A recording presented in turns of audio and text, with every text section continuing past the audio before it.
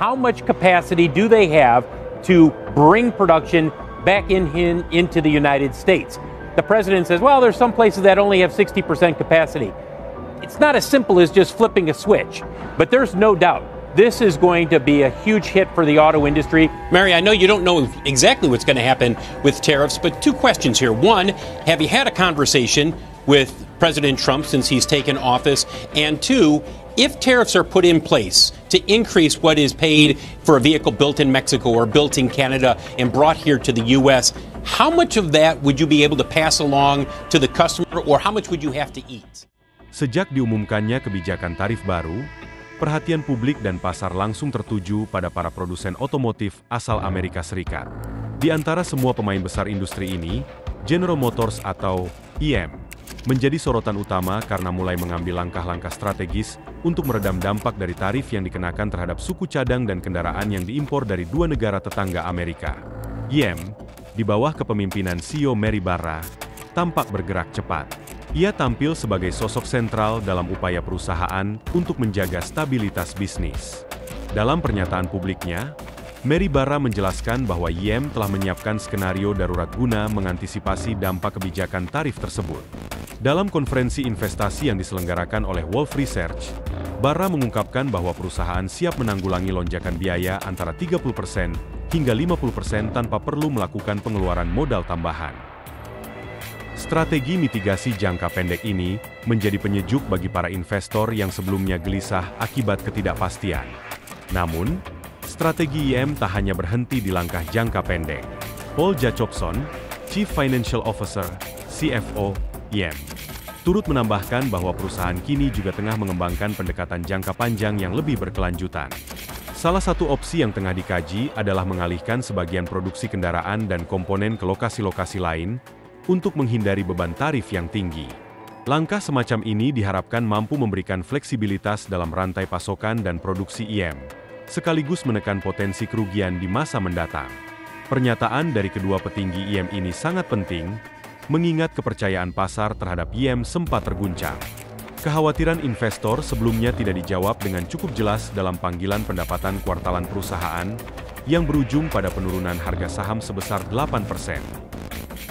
Maka dari itu, tanggapan publik dari Barra dan Jacobson menjadi momen krusial dalam mengembalikan kepercayaan pasar terhadap arah strategi GM ke depan. Menariknya, respons GM terhadap kebijakan tarif ini terlihat kontras jika dibandingkan dengan langkah yang diambil oleh Ford, rival utamanya. CEO Ford, Jim Farley, dalam pernyataannya menyebut bahwa tarif yang diberlakukan, baik yang sudah diterapkan maupun yang hanya sekadar menjadi ancaman, telah menciptakan ketidakpastian dan kekacauan di dalam industri otomotif nasional. Dalam komentarnya yang cukup lugas, Farley menekankan bahwa dampak langsung dari kebijakan semacam ini adalah meningkatnya biaya operasional serta kekacauan pada rantai pasokan global yang kompleks. Pernyataan para eksekutif dari dua raksasa otomotif Amerika ini menggambarkan adanya perbedaan pendekatan dalam menghadapi tantangan geopolitik dan ekonomi global yang dinamis. Sementara GM mencoba menyampaikan pesan ketenangan dan kesiapan melalui strategi mitigasi mereka, Ford tampak lebih terbuka dalam menyuarakan kekhawatiran atas ketidakstabilan yang ditimbulkan oleh kebijakan pemerintah. Sebelum kita melangkah lebih jauh, pastikan untuk tetap mengikuti perkembangan terbaru dengan berlangganan ke saluran YouTube kami dan mengaktifkan lonceng notifikasi agar tidak ketinggalan informasi menarik seputar dunia otomotif dan kebijakan ekonomi yang memengaruhi industri ini.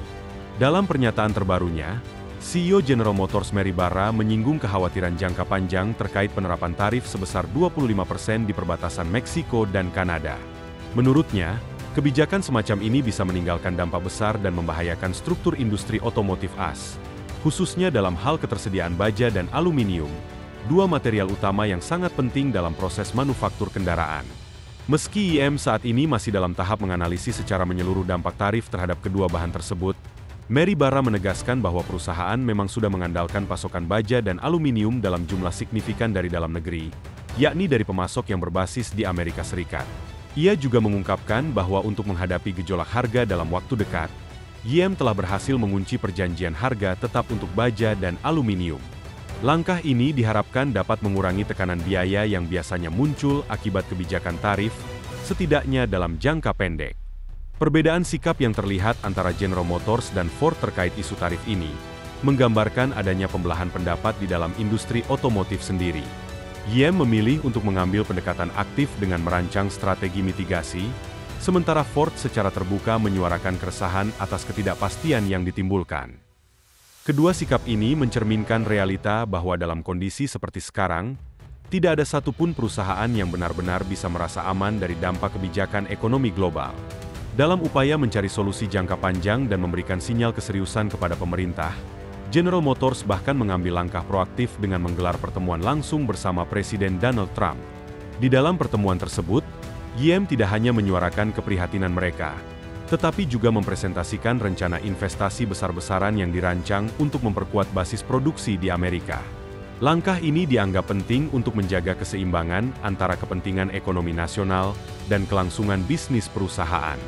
Kehadiran GM di Gedung Putih bukanlah satu-satunya respons terhadap efek domino dari kebijakan tarif.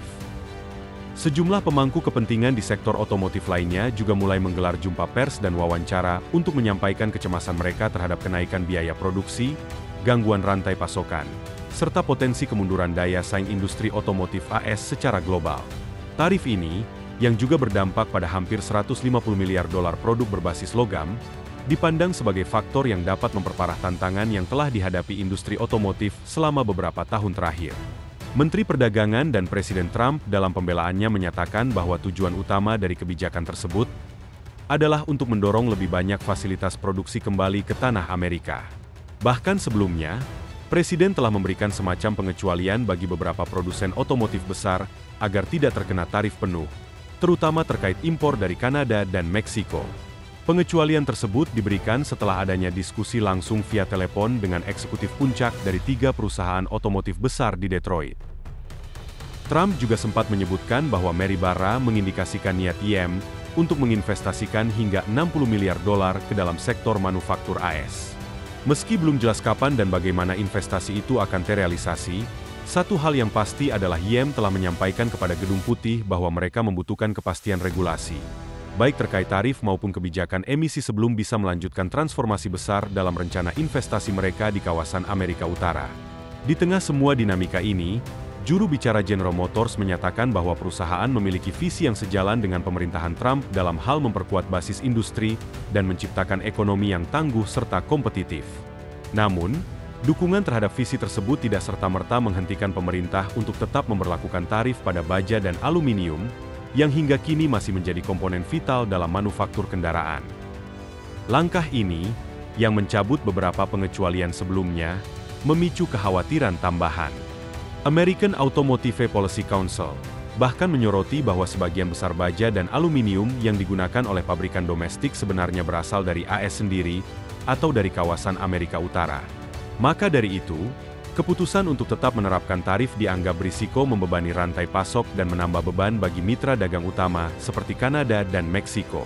Kebijakan tarif yang diberlakukan oleh Presiden Donald Trump terhadap Kanada dan Meksiko dinilai memiliki potensi besar untuk memberikan tekanan serius terhadap industri otomotif AS, khususnya bagi 3 raksasa otomotif asal Detroit. Di antara ketiganya, General Motors atau GM, diperkirakan menjadi pihak yang paling terdampak. Analis dari Barclays memberikan analisis tajam terhadap kondisi ini, menyoroti kemungkinan penurunan profit yang signifikan akibat tarif impor sebesar 25% yang diberlakukan terhadap kendaraan dan komponen yang masuk dari 2 negara tetangga Amerika. Fakta bahwa sekitar 25% kendaraan yang dijual di pasar domestik AS dirakit di Kanada dan Meksiko, membuat tarif ini menjadi tantangan besar. Hal ini berpotensi menambah biaya ribuan dolar untuk setiap unit kendaraan, dengan estimasi mencapai sekitar 3.000 dolar biaya tambahan per mobil. Dengan margin keuntungan operasional yang biasanya hanya berkisar pada angka 1 digit, peningkatan biaya produksi ini bisa menjadi beban struktural yang cukup berat, bahkan mampu mengancam kelangsungan profitabilitas industri. Implikasinya tidak hanya berhenti pada meningkatnya harga jual kendaraan di pasar, tetapi juga berpotensi menekan daya beli konsumen, serta menghambat investasi pada sektor tenaga kerja domestik. Dalam konteks ini, General Motors berada pada posisi paling rentan karena lebih dari sepertiga unit kendaraan yang mereka jual di AS diproduksi di fasilitas yang terletak di Kanada dan Meksiko. Hal ini membuat GM jauh lebih terbuka terhadap risiko tarif dibandingkan dengan produsen kendaraan listrik seperti Tesla dan Rivian. Tesla, misalnya, memproduksi seluruh lini kendaraannya di dalam negeri, sehingga hanya memiliki eksposur terbatas terhadap kebijakan tarif lintas perbatasan. Meskipun sebelumnya mereka pernah berencana membangun pabrik di Meksiko, CEO Elon Musk kemudian memutuskan untuk menunda proyek tersebut tanpa batas waktu, terutama setelah munculnya sinyal politik bahwa Trump kemungkinan besar akan kembali menerapkan kebijakan tarif yang lebih agresif. Keputusan tersebut, secara tidak langsung, kini tampak seperti langkah strategis yang melindungi Tesla dari potensi beban tarif. Sebaliknya, GM kini menghadapi dilema struktural. Jika tekanan tarif ini berlanjut, perusahaan kemungkinan harus mempertimbangkan kembali strategi manufakturnya. Salah satu opsi yang mungkin akan kembali dipakai adalah pendekatan yang pernah mereka lakukan dengan sukses di masa lalu, yakni melakukan outsourcing atau relokasi produksi.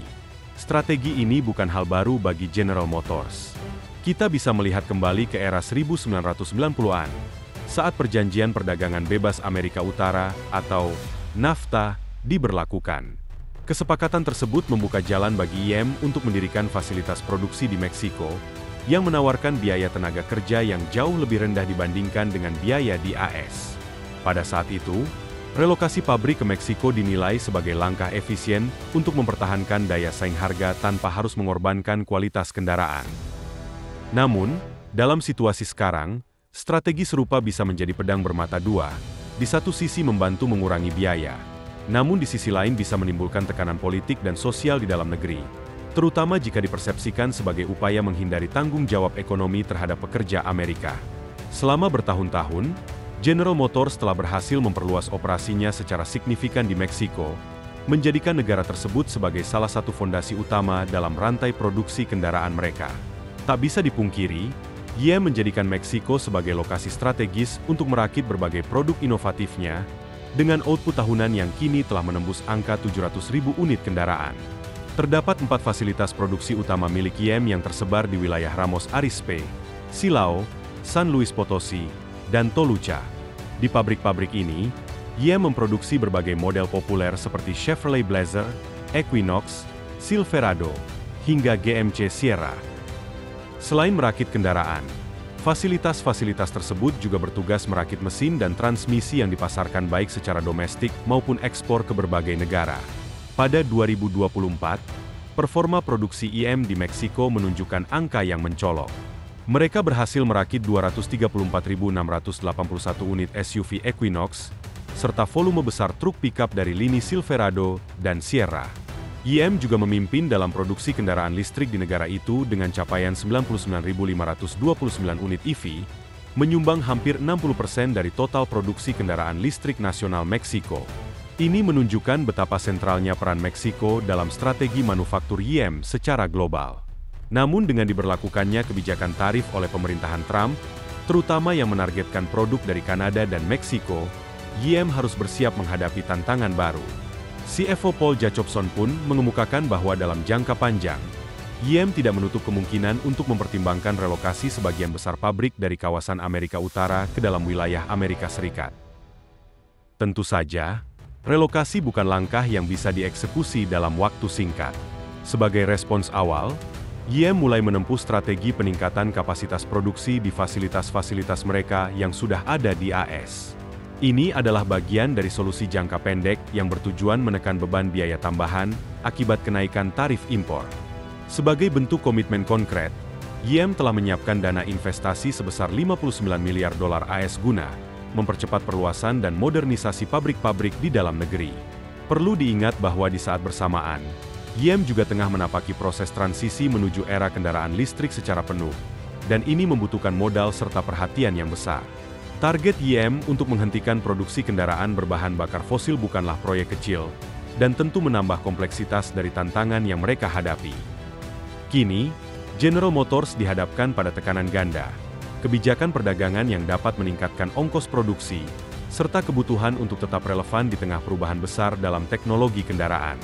Tanpa manuver yang hati-hati dan perencanaan yang matang, GM bisa saja kehilangan pijakan mereka di industri otomotif global yang sangat kompetitif. Karena itu, Setiap langkah yang mereka ambil saat ini menjadi sangat penting. Dari investasi, restrukturisasi produksi, hingga strategi menghadapi dinamika geopolitik dan pasar, semuanya harus dijalankan secara presisi. Pertanyaan besar pun muncul. Akankah YM mampu bertahan dan terus berkembang dalam situasi yang tidak menentu ini? Dan seperti apa wajah General Motors beberapa tahun ke depan ketika peta persaingan otomotif telah berubah drastis?